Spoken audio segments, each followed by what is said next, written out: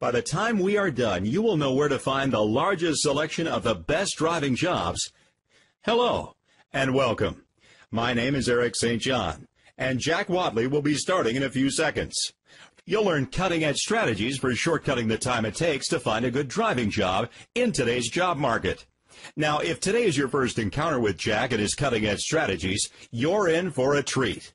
His system has been used to put tens of thousands of drivers to work. Not only has Jack worked with the who's who in our industries, his companies have worked with, staffed, trained, or consulted for companies like Ryder Integrated Logistics, Penske, Central Freight, Oak Harbor, Target, Starbucks, Napa Auto Parts, Ford, Mazda, Toyota, Apple, Intel, Northrop Grumman, Rolls-Royce Engines, DHL, FedEx, Home Depot, Lowe's, American Metals, Amerimax, Milgard Windows, Simonton Windows, American Building Supply, Ameripride, America's Tire Company, The Gap, Long's Drugs, Walgreens, Kroger, and that's just the tip of the iceberg.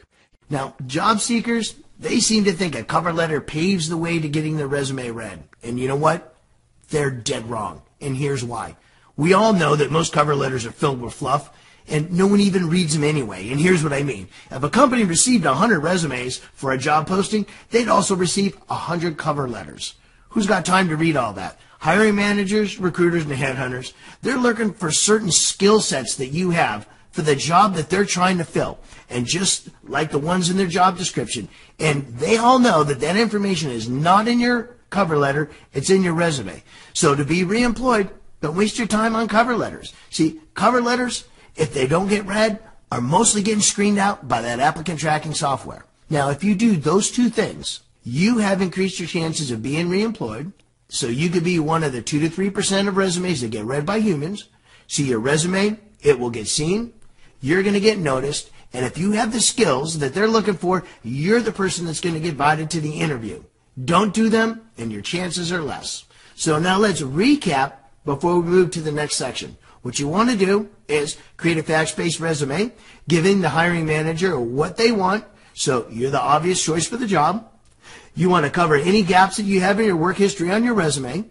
You only want to submit your resume in Microsoft Word 97 2000, the .doc format, and don't waste your time submitting cover letters unless writing's your job, and we're truck drivers here, so don't bother. To get free access to the rest of our webinar, just go to thetransportationguys.com/truck driver resume class A, or you can go ahead and click the link below.